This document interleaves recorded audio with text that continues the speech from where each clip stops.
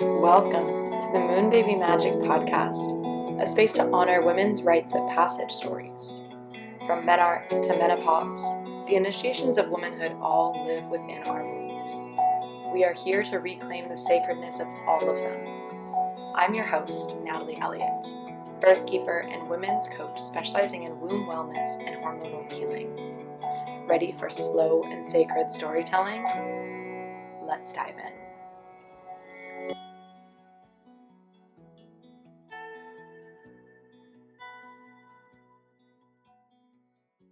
Hello, wonderful women, and welcome back to another week of the Moon Baby Magic Podcast.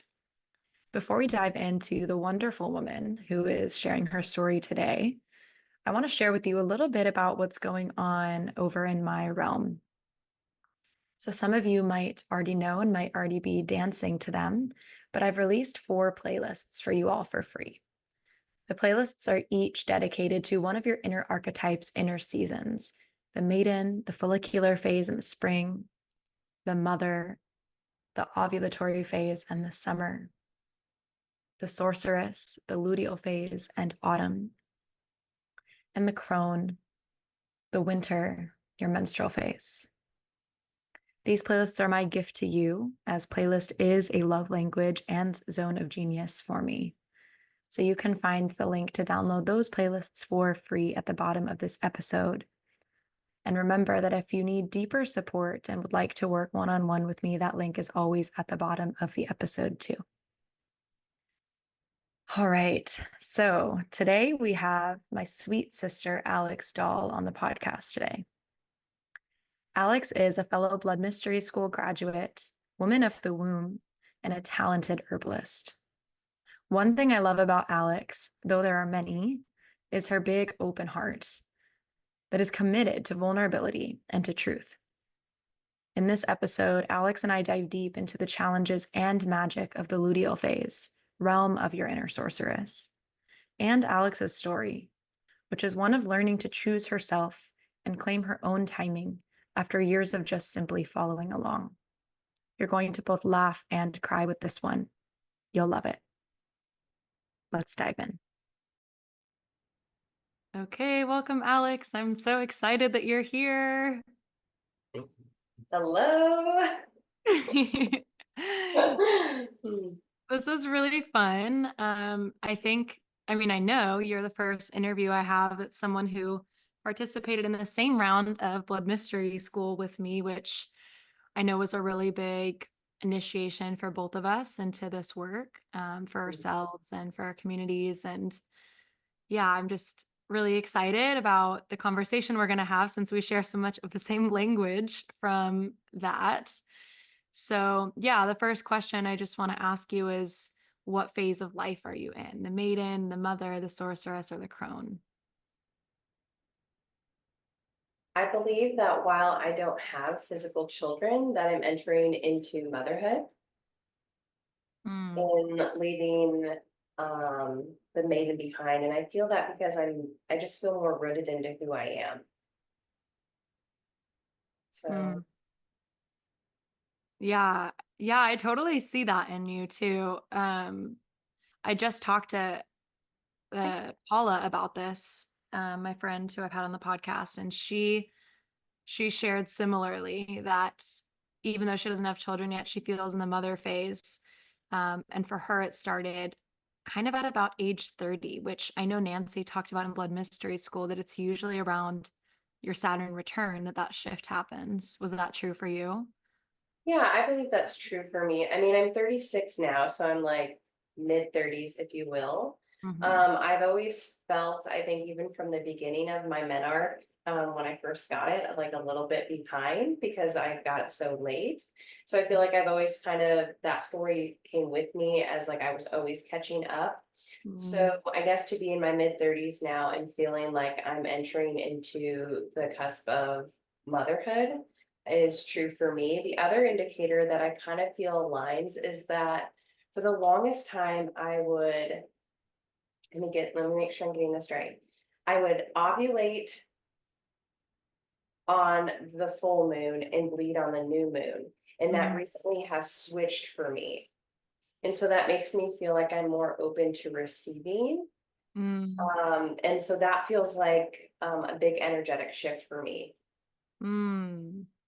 That's so interesting. I love that you brought that up because I think that that is a really interesting topic um that we could dive into is like how it feels to bleed on the new moon versus to bleed on the full moon. But yeah, first I'm curious what phase of your cycle are you in right now? And I think I know because we're cycle twins, but just let everyone Yeah. else Which was another reason, like in making this call, I was like, gosh, I'm going to be deep in my luteal phase in my know. sorceress when I have this call. So I'm interested to see what type of like juiciness of conversation and depth that we get into.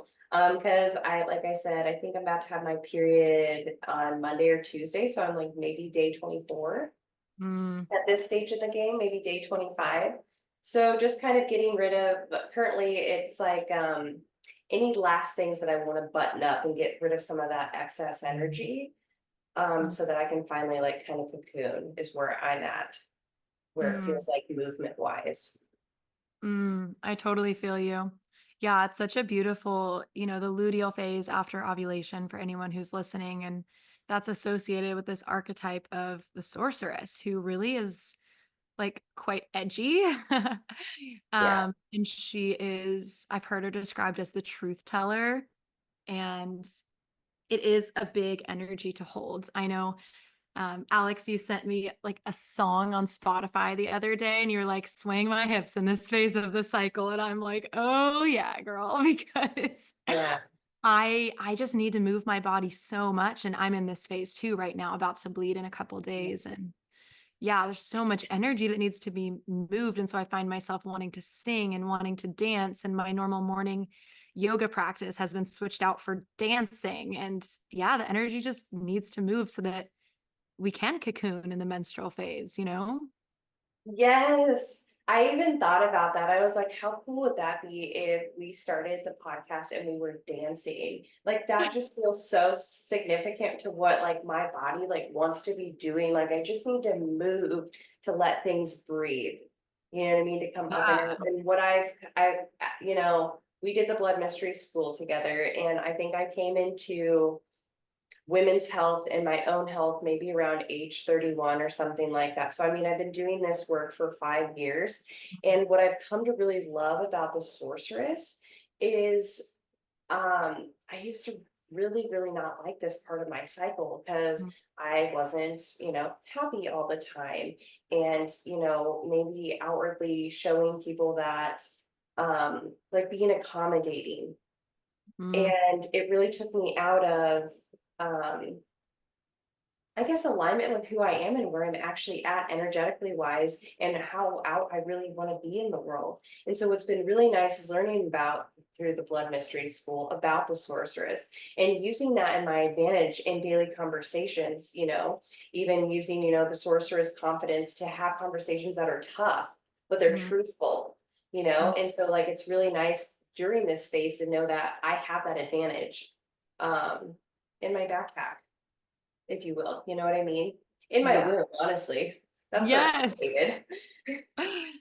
Yeah, I truly feel like the sorceress energy, if I think the caveat is if you are living in right relationship with your life, like if you are in alignment with what you want to do, who you want to be, then the sorceress phase is really exciting because you just get to embody that fully. Whereas if perhaps something is wrong, or not wrong, but just not in alignment with who you want to be, the sorceress phase will be a little more difficult, but that's not a bad thing. It's just that she's showing you, like, hey, let's get back on track. Mhm. Well, and this is like that to say in this, that's how I feel this month. It could Mm, be completely different next month. You know what I yeah. mean? This month that's feeling like, okay, I showed up in all these areas. I'm feeling pretty good. And so like good on me this month. Yeah. But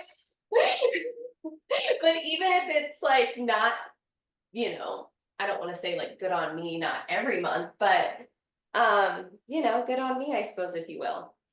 Yeah. Yeah. And then kind of like the cosmic cyclical joke is that next month you never know what's going to happen. We just start all over. Yeah, and that's also what I love is so beautiful about it. You can start each of your day, or like every day that you have, with an intention. It's like your cup is kind of empty at the beginning of each day, or maybe it's full, however you want to look at it. And then just from that, you see like where you can get your fill line of like the way that you're gauging and living your life. And I just really love that perception of, okay, at the end of the day when I'm laying in my bed and I'm going over gratitude, I'm checking myself where I'm at in life, and like am I living to like the fullest at this point in time? Where am I at in that? I love that. Is that gratitude and reflection practice, is that something that you do in your luteal phase often? Yeah, because my luteal phase, what I really love about it is I really slow down, and it's nice. I mean, that's when I turn back into reading. I turn back into myself. I have the time to catch up with what the last 2 weeks has been like in my life and what I've been integrating in.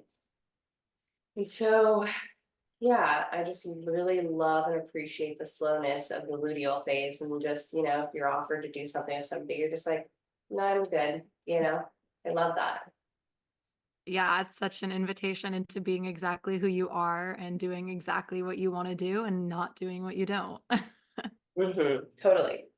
What are some other practices that support you in this phase of the cycle? During my luteal phase, I really love to incorporate more baths. Anything water related is true pure medicine for me.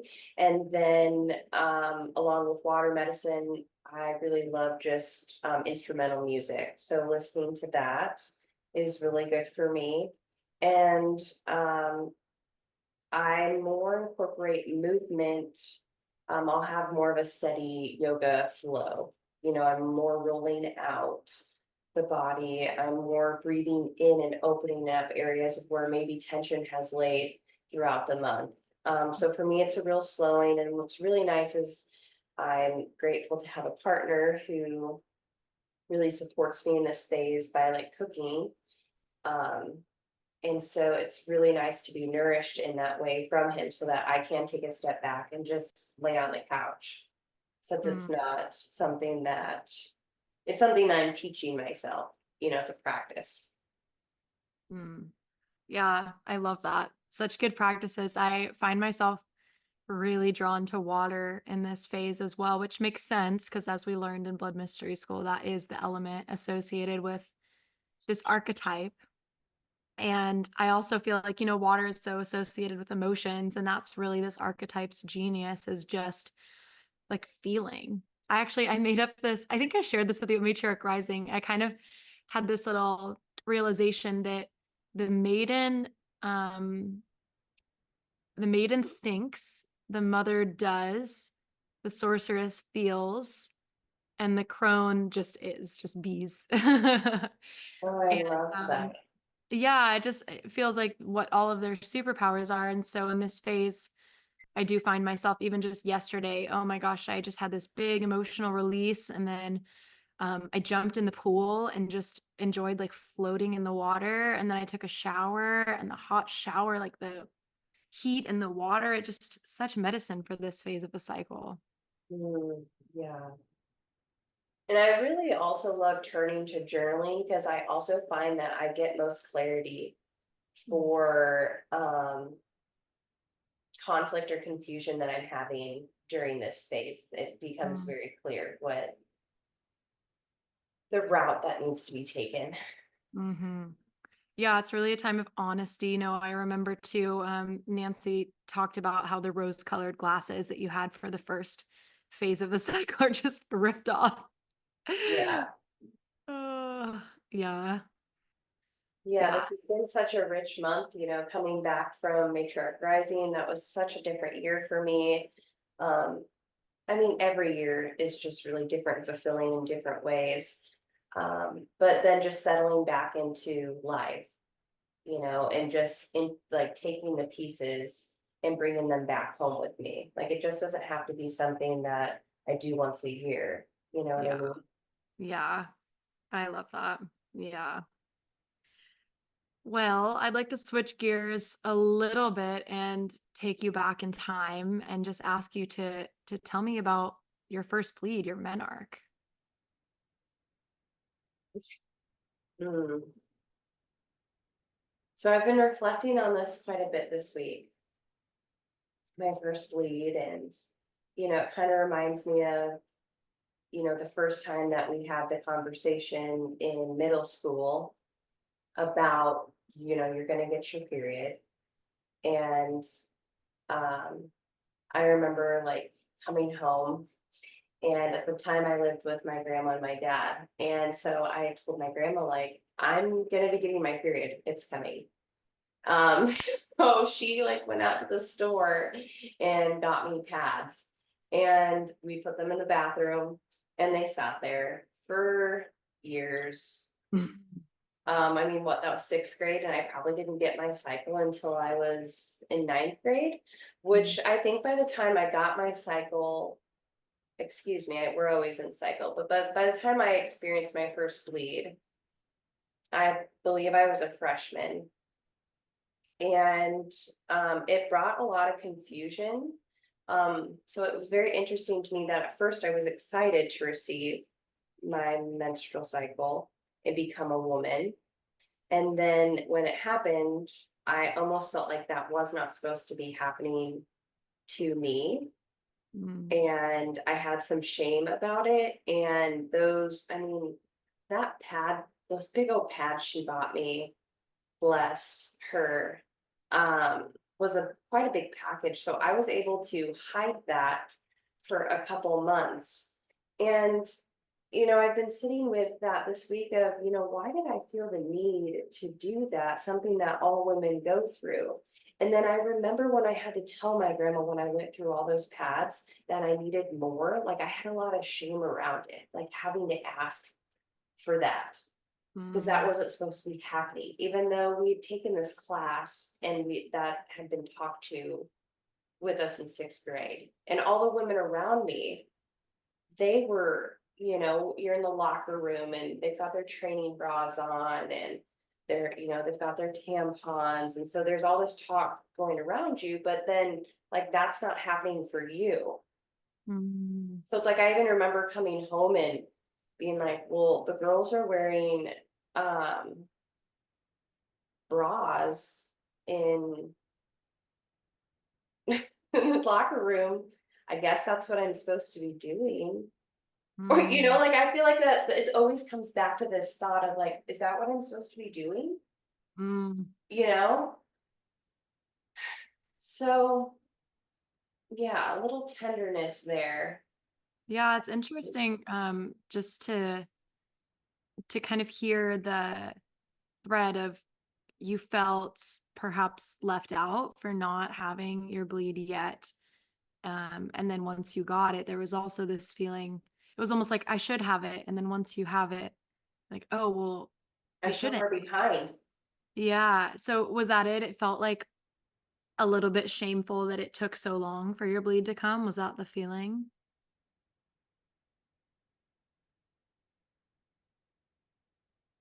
And right, so long is so arbitrary because it's not actually, that's just what little Alex thought. Right. And maybe that was some of it. That, I wasn't developing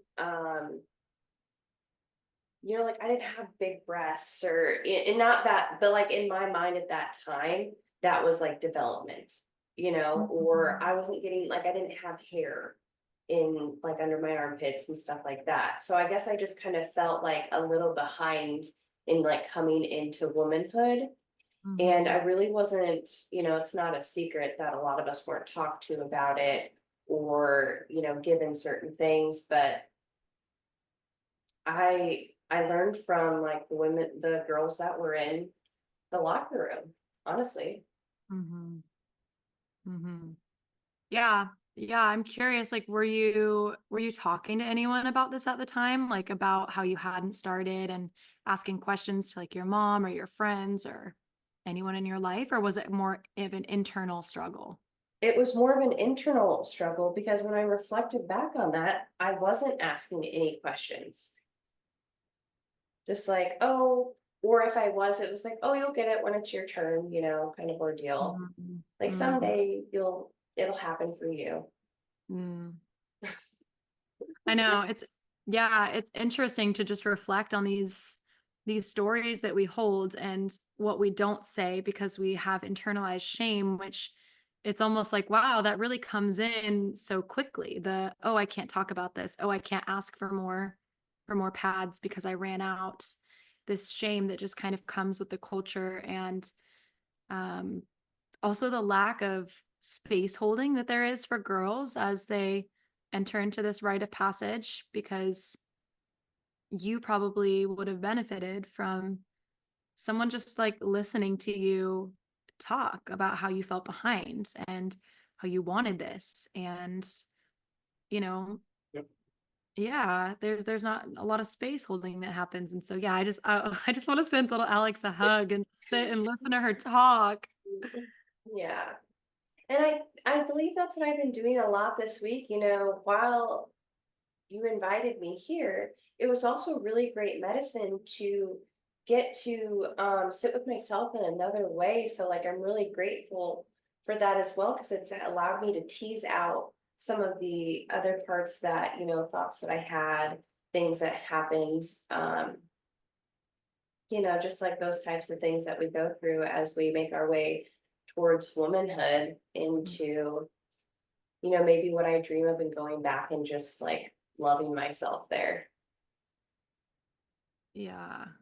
Yeah, and that's such a gift that you can give to your younger self. Now, I mean, we've done this work in Blood Mystery School with the Menarche Reclamation of just going back and sort of repatterning what that time was for us, which I think is such a powerful practice. And I also, one thing that came up as you were talking too is just how normal it is actually to feel awkward in a transition. Mm. Because we're going through these rites of passage. And, you know, I feel in my current phase of life that I'm kind of in between maiden and mother. And it's a very awkward feeling space and it's not very graceful. And so I Mm. think that we can have a lot of space for our maiden selves becoming, you know, older maidens, becoming a woman, like really entering into this medicine wheel, because any kind of liminal space is awkward and not graceful, you know?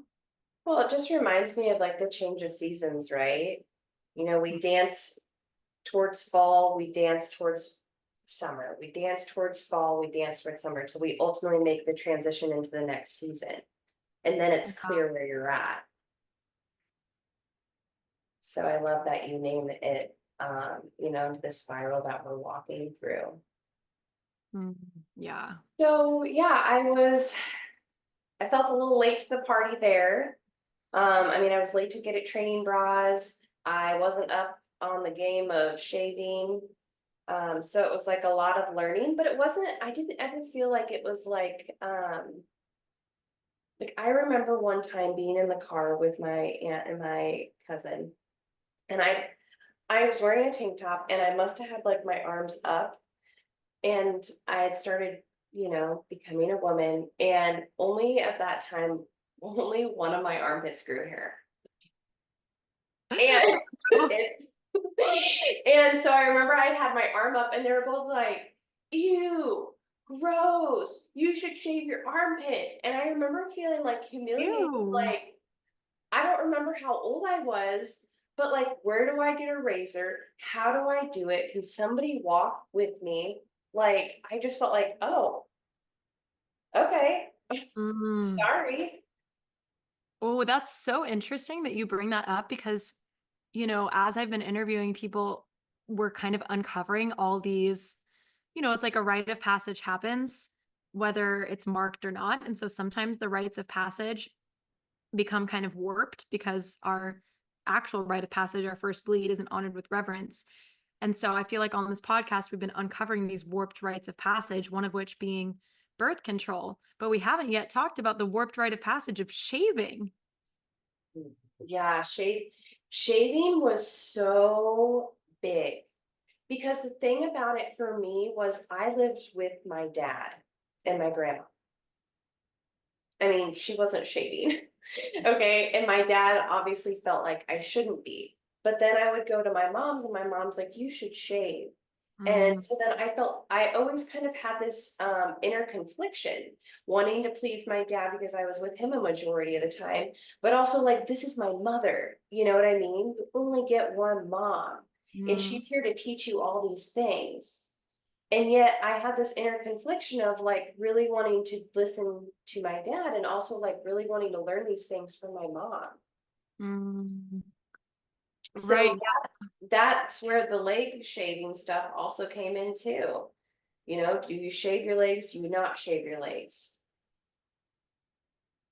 Yeah, it's interesting because it's like even if you're with your dad more, which I'm not sure if you were, it sounds like it, but you're like our mothers for us as young girls are examples of like this is how you be a woman for better or worse, right? Like even if their example really isn't what it means to be a woman to us, that's like this shining example of this is how you do it.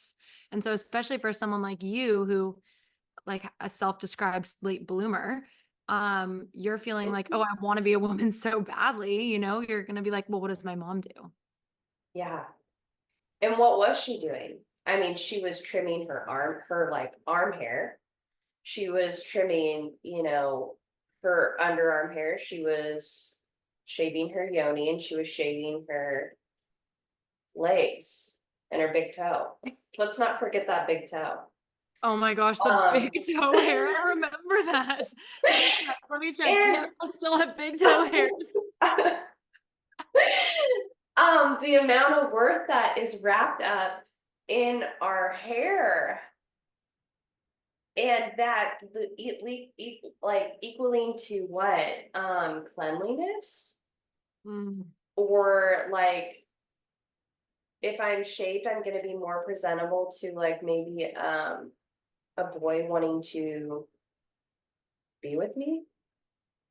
Well, it just goes back to, what we were talking about the sorceress energy, because the sorceress really is that wild woman who doesn't shave, doesn't put synthetic hormones into her body via birth control. Like she knows the value of her true self and wild primal essence. But, just because you and I are comfortable with the sorceress does not mean the whole of society is comfortable with the sorceress. No, no, no.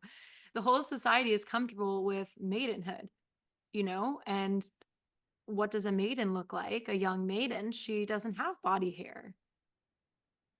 It's quite strange. And that's how I got into growing my armpit hair out and growing my leg hair out and letting that big toe hair flourish. I got curious of how would it feel like to have this hair on my body and feel comfortable with it out in public, wearing a swimsuit. Hmm. That's where I got curious. When did What did that come it, what, when did that, 3 years ago, in?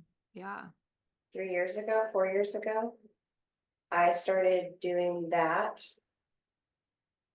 And I also was just kind of checking myself the other day about it too. Like, am I having an identity around like, I don't shave my armpits? It's like you gotta have both flavor, you gotta have a balance about it too, you know? Yeah. So I was playing with the other day of, should I shave my legs? Because what if I did it again and I could recreate like what maybe was a ritual for me the first time? That could be fun Mm. to rewrite that. Hmm. I know it's really interesting to just give ourselves permission to like do exactly what we want and to make what's important to us. Yeah, to decide what's important to us. Um, because yeah, like you can create an identity around anything. I was just talking on the podcast to someone else about this, like how even the map of our cycle can become a prison if we allow it to be, because, you know, I'm so glad that you're speaking to that, because before I went down to, we all went to the Matriarch Rising Festival, I was kind of having a little anticipation because I was like, well, I don't know. I'm really excited to go. I think it's going to be really great this year. I'm going to be on my bleed on the full moon with a bunch of women. But then when I started thinking about that, I was like, wait a minute, like I don't usually leave the house on my bleed. I free bleed, right? So I'm either wearing my underwear or I'm bleeding on one of my blankets because I think it's a good practice to know like I'm resting. And so, but within that, I found that I was limiting myself from being able to go and enjoy like the festival. And I even was like, I don't know how I'm gonna do it. And then I was like, well, what do you mean you don't know how? Like, this is my internal dialogue. What do you mean you don't know how you're gonna do it? I'm like, well, am I gonna bring tampons? Am I gonna bring pads? Like, what am I gonna do? Because I haven't wore tampons in years. Oh yeah, same. I mean, when I quit the hospital 2 years ago, so probably three. I bet I quit wearing tampons 3 years ago. Mm. And I would also like to say, going back to after I started my mentor, I was really lucky to go to a high school where we had a foreign exchange student who became a really good friend of mine. And the tampons that they used, you talked about this in your podcast with Kate Oakley about using the tampons without applicators. Yeah. And I was so blessed and grateful to that is what she used. Mm. And I remember the first time she gave me one of those, and I was like, what am I supposed to do with this? And I loved how Kate was talking about, being able to insert a tampon and touching the top of yourself as an exploration Mm. Mm. and maybe getting a little blood on your finger. It's like, yeah. Yeah. Yeah, it's amazing that you could have that experience too. I don't think I mean, I never really used tampons. I had a brief stint with them in college and that was really it. But yeah, like I think it's so amazing anytime we have these sort of accidental ways that we're engaging with our body and it just allows us to be more in tune with what's going on, even if that's not actually at a conscious level yet. Yeah. So what yeah, let's go there for a minute. Yeah. So you begin bleeding as a ninth grader, and then Yeah. kind of what are your first few years of that like?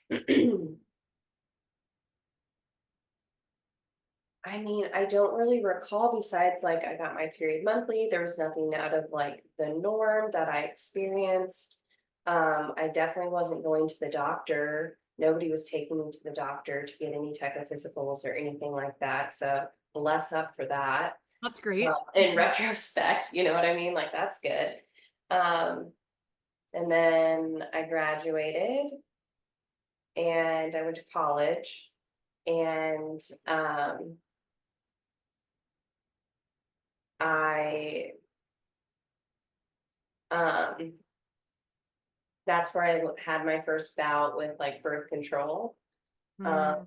I learned about that, and the only reason why I got on birth control is because everybody else was on it, and I thought Oh my that's what I gosh. like from that train of thought that I was having in the locker room. Oh, is that what we're supposed to be doing? Yeah, the Or rite like, of passage. It's like looking to our peers for our rite of passage versus being held in them by our mothers. right? So I tried birth control. I mean, nothing really to report there. I didn't do it very long. I didn't really see the Mm. point in doing it. Besides, I tried like the Nuga ring and I think I tried the tablets and it wasn't anything that lasted very long. I've never really been on birth control. But so that was kind of my bout there. And then let's see.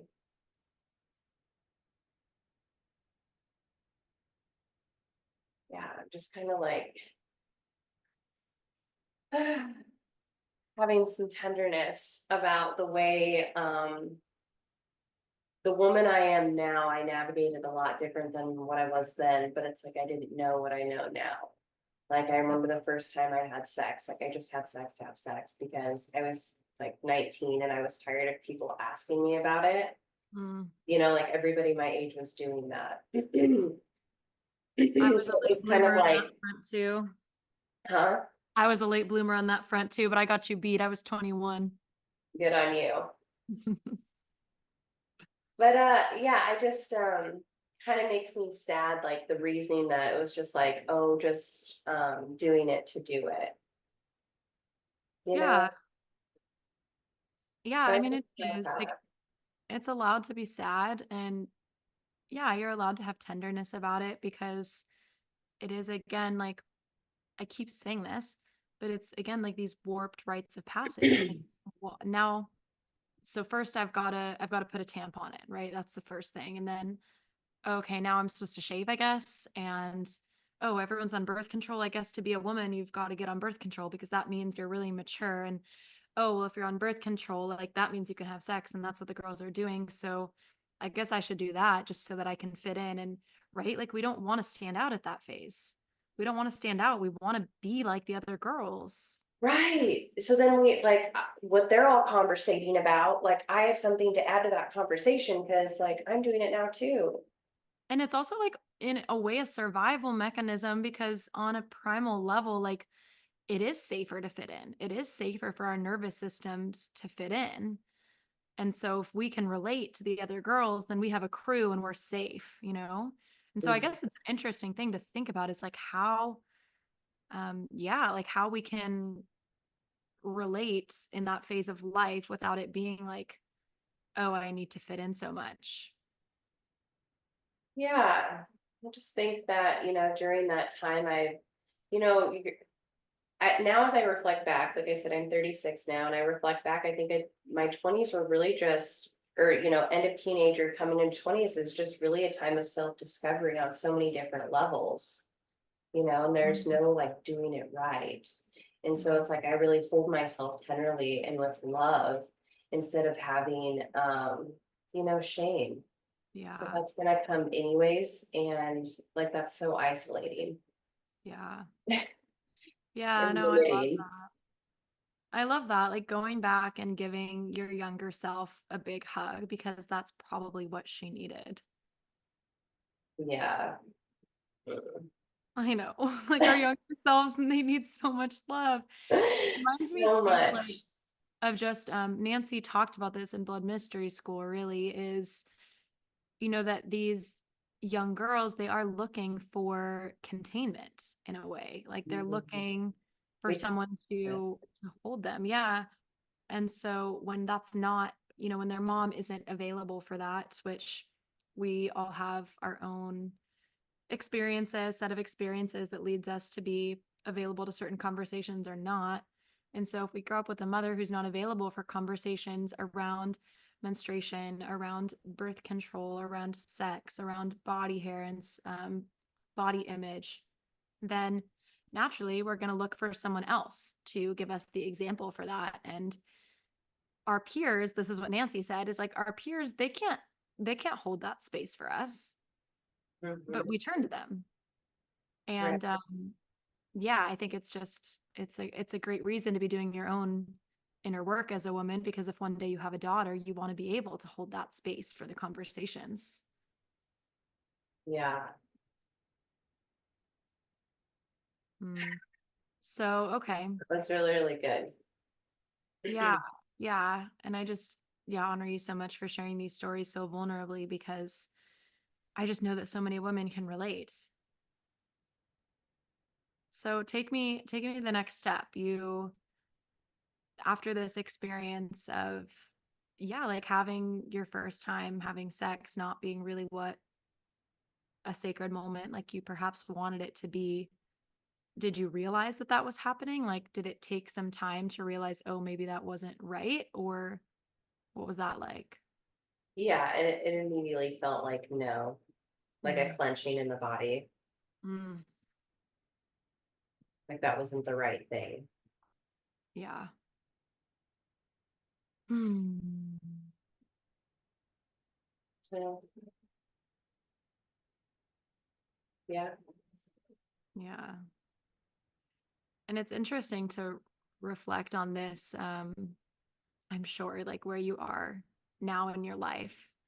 So I'm curious for you to just sort of like bridge this gap between 19-year-old Alex and now 36-year-old Alex. Like what shifted for you and when did it shift where you were like, okay, let me come home to this body of mine?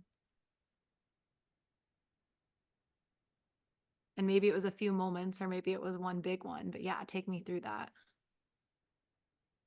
I think when I finally came back to this body of mine was, so when I was 25, I had an abortion. And after that time, well, let me preface this. I was with a man for a very long time, and at the end of our time together, it became abusive, and I needed to be able to get out and get on with my life. And I ended up pregnant, and I knew I was pregnant right away. And gosh, I was like 25. And so I wasn't as intuitive or in tune with everything that's been going on now. But it was like I knew right away that I was pregnant. I remember when I went to Planned Parenthood, they were like, "How do you know?" And I was like astonished that they would even ask me, like, how would I not know? Like, how would I not know what's going on in my own body? And That's then, like, I knew, like, it was a male spirit. Like, this was before I'd even heard of, like, spirit babies or anything like that. And, I had decided that I never took a pregnancy test.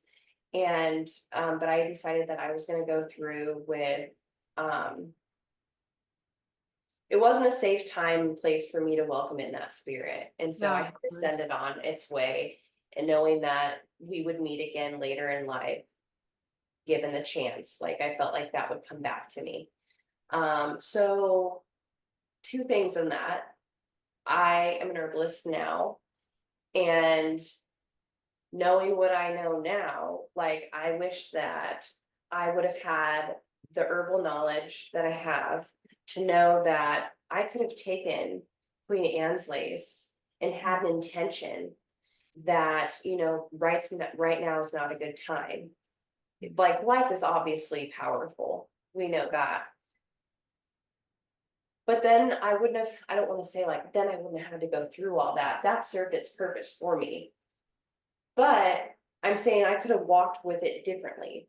Mm, You know what I mean? And I think through that experience that I had, that's what landed me coming back to my body shortly after that, and how I fully got into herbalism and started learning about movement and trauma-based information, and just full body yeses and full body nos. And I think that's what led me back to my womb, was basically, I mean, herbalism led me there, but we didn't really bridge the gap between how I got there to there.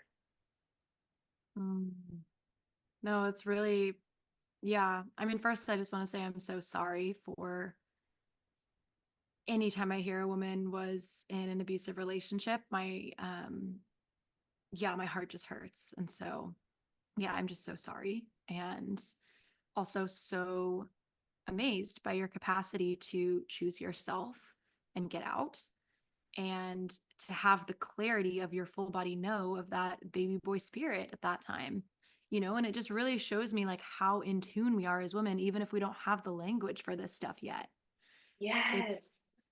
yeah, it's amazing that like that's available to every single woman, because every single woman has a womb. And so Yeah. yeah, I'm also interested just to hear, I would love for you to speak a little bit to Queen Anne's lace for anyone who's not familiar with that plant and why that would have been an ally for you in that time. So Queen Anne's lace can work in a couple ways. I hope that I say this correctly. Um, Queen Anne's lace can help inhibit the event that you get sperm in your cervix. So it can change the environment so that an egg, or so the sperm will not attach to the egg. And Mm. that's what Queen Anne's lace can help do. So in the event you do get sperm in your cervix, suggested, I want to be careful about the way I say this because we all have different bodies and the way that we move. But in that event, I would have taken, maybe 2, 3 droppers, every Q8 for the first 24 hours after getting sperm in my cervix, and held an intention within myself that, I was also releasing that spirit from attaching to me to create life, that I was not ready for that to happen, because I think now that I know about spirit babies, like we all have them, whether we know or not. And so I don't know, did I do an okay job explaining that? But Yeah. it's like also Queen Anne's lace can be really helpful in your follicular part of your cycle as well. So it just kind of depends on how you want to use it. Yeah. No, I mean, I love hearing your herbal wisdom. And you know what Queen Anne's lace is, I have a Queen Anne's lace story that I'll share, and then I want to get back to your journey. But this is an interesting one that happened quite recently. So I was living on an herbalist's in North Carolina's land in Asheville, really wonderful, wise woman, older than me, in her 60s. And um, yeah, I had sex with my husband, and it was a little bit close to ovulation, and we were a little bit passionate about it. And yeah, it was, well, we had sex in the morning, and later that morning I was like, I had to really sit with myself. I was like, you know what, let me just sit with this, because it is a possibility that I would get pregnant. And, like, do I want that right now? And it was cool to even be in that space to ask myself that question and to just really have sovereignty over the choice. And so I sat there, and I really, like, I was sitting in our tent. We were staying in our tent, and I had all the tent things zipped up. And every once in a while, he'd open the zipper and be like, "You good?" And I'm like, "Nope, I'm still in my zone. I'm still deciding." I was just sitting there very quietly. And yeah, I came to the conclusion that I did not want to be pregnant at that moment. And I had bought a Queen Anne's lace tincture from REL like 2 years ago, and Mm. just had it just in case, and I'd never used it, and never needed to use it. And yeah, and so I was like, okay, I'm gonna take it. I made the full decision to take it, and I went into my bag of tinctures, and that was the only tincture missing. Oh my So gosh. I just set this whole intention. So then I decided, let me just speak to the spirit baby and say, okay, like, right now is not the time. I love you, thank you, but it's not the right time. Yeah. And then I walked down the hill to go help this herbalist, Kelly, with her land. And the first thing she says to me is, "Oh, come here, Natalie. I want to show you the Queen Anne's lace blooming right over here." And I said, "Wow, that's really crazy." And I said, "This might be a little too much information, but I want to tell you this." And just like a sweet, wise woman would do, she brings me into her kitchen and gives me some Queen Anne's lace tincture she had made. So just a really, really sweet story of how the plants are really seeking us when we're seeking them. Yes. That's so true. That's such a beautiful story. Thank you for sharing that with me.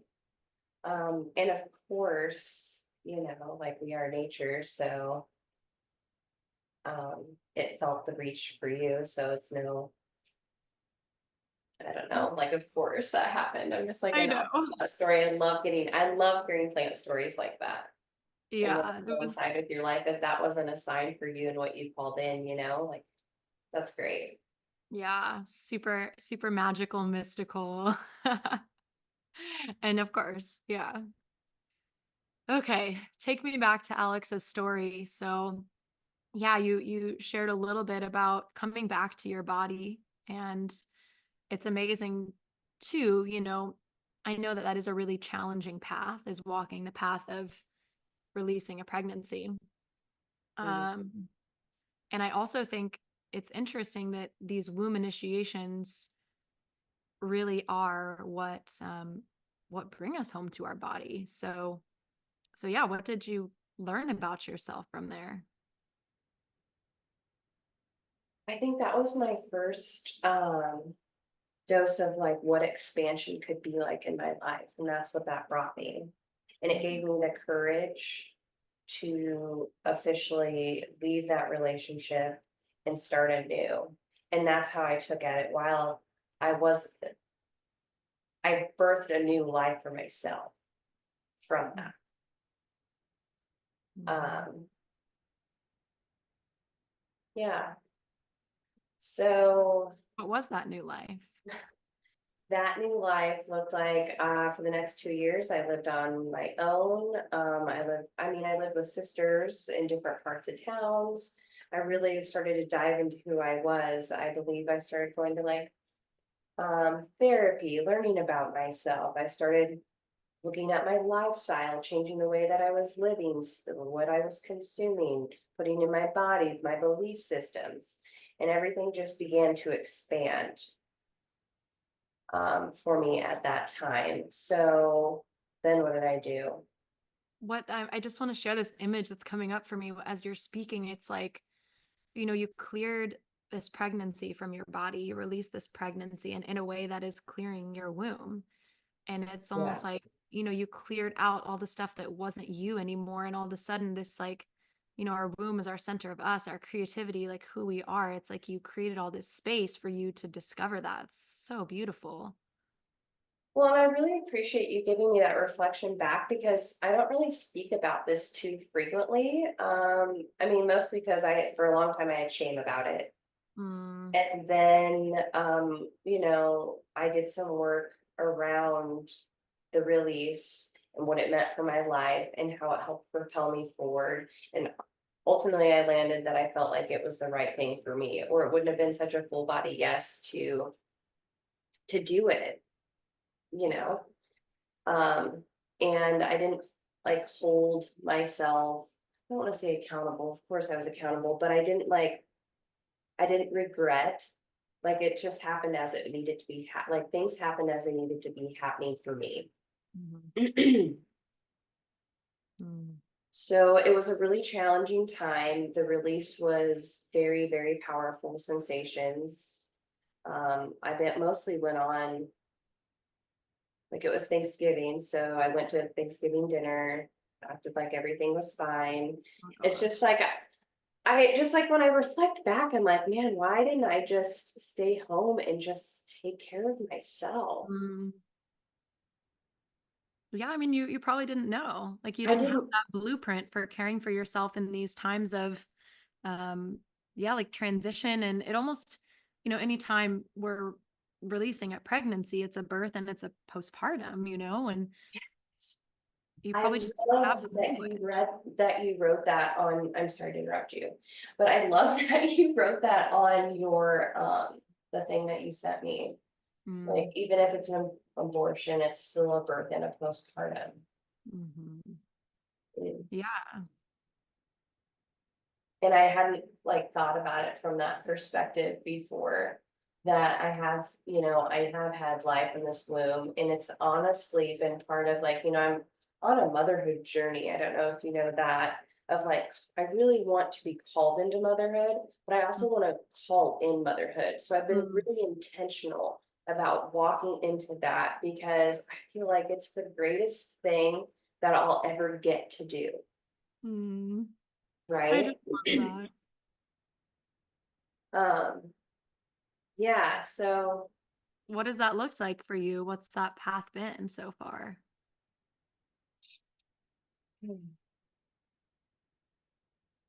well, I think I had to go through a lot of the mothering wound work.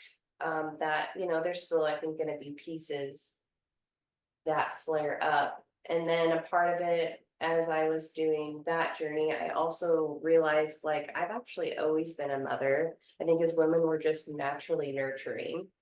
Mm-hmm. So um there's that part.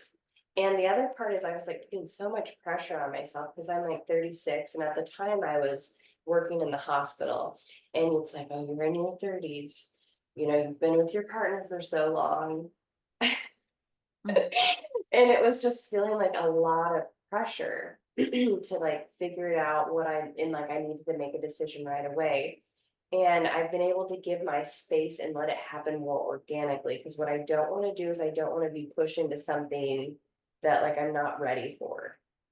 Well, Alex, this is so sweet because what it just like reminds me of is your whole story of like you feeling like you needed to do something just because everyone else was saying that was the next phase of life. And now look at you like standing in your power saying, I'm going to choose when this initiation happens. And that's like you just alchemized everything, with that choice. Yeah. I could cry. It's so special. I like thank you for like piecing that together for me. I hadn't thought about it that, but yeah, we are the true alchemizers, aren't we, of our own stories if we allow it to be. Yeah, we are. So motherhood for me has been this journey of making space, having expansion, having a practice, getting clear with my partner. I mean, there's been a lot of challenging conversations on both ends, learning to hold that, up leveling our relationship within that. Mm, Um, yeah, so yeah. yeah, just really coming and just settling into, as I even said in the beginning of the call, I was like, originally when we sat down, I was like, well, I'm a maiden. And then I was like, yeah, I think that the reason we were talking about walking in the spiral, and then you got the dance, you're dancing in and out. And I think that's what Mm, that dance for me the last couple of years has been. Maiden, mother. It's like now I can fully stand rooted in, I'm in the motherhood portion of my life. mm. Whether I choose to welcome in life or not. And it's not a decision I even have, like, it's a decision I get to make if that's something that I choose. Okay. Well, yeah, I've really so enjoyed hearing all of your womb stories, really, is what they are. It's these initiations that you've been through, whether like warped rites of passage to learning self love to like this new chapter of your life where you're on your own time, which I just absolutely love. And that's another thing we really learned in Blood Mysteries School, is like reclaiming your time. And yeah, if there's anything, is there anything else you want to share about with like where you are now on your path?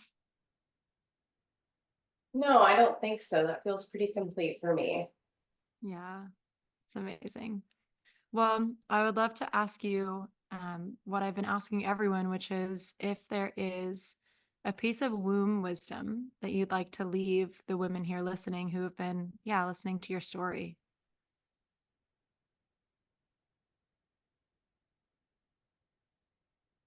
The expansion that exists within our wombs, if we are willing to get curious to hear it and where that thread will lead us through our lives. That's that. So true. I'm still hearing the call and I'm still following the thread. So that's where I'm at in my journey. So take from that with what you will. Mm, May it yes. lead you to begin yours or meet you wherever you're at. Yeah, so beautifully said. Thank you, Alex. Well, I would love for you to share a little bit about what you're offering in this world, where you're located, like how women can find you if they want to connect, all of that. Okay. Well, Natalie, my name is Alex Dall, and I'm outside of Omaha, Nebraska. I can be found on the Instagram handle Coupa, COUPADIEM. Coupa DM. We can get into that on another podcast on what's going Wait, on. no, is that a long story? I kind of want to know. It's rather short. So on the path to learning myself, I wanted to get a tattoo that said Coupa DM, actually Carpe Diem. And when they put it on me, it very legibly said Coupa DM. And instead of telling the tattoo artist that the A looked like a U, I was like, yep, let's do it. And I got it tattooed on me. This was also my 25th birthday with one of my best gal friends. And then it was tattooed on me, and I was like, oh, it really does look like it. It does look like Koopa instead of Carpe. So instead of seizing, we just seize the day through Coupa eating it for here. And so that's how my Instagram was born a long, long time ago. That's amazing. So I can be found at Coupa DM. You can find formulas from me because I'm an herbalist at the Sabluna, which is an herbal apothecary that's ran by Ariel de Martinez, and I'm her shop manager. And through within that, I offer my own formula. So if you're curious, you can also find me there. Locally, if you're local to Omaha, I have been getting called and hearing the call to put together a women's circle. So if that's something that you're interested in your local, hit me up. I would love to further dive into what that can begin to look like as I'm beginning to put that together. So And beautiful. that's me, and that's where we're at right now. Yeah, it's so amazing. Definitely check out Alex's herbal formulas. And yeah, like what lucky women that get to circle up with you. So thank you so much, Alex. It's been so sweet and so fun. I always enjoy talking to you. We always have a good laugh and we always go deep. And so this has been really, really wonderful. And yeah, just thank you for being here. Yeah, and I guess I want to say thank you for holding this space and helping me thread pieces together that I had yet to discover. I really appreciate your reflections back to me, and I really cherish our friendship. That has really grown over the last year, and it's been just such a blessing to meet you, to know you, and to learn your medicine as well. So thank you for having me on today. I love you. Thanks, Alex. I love you too. Thanks.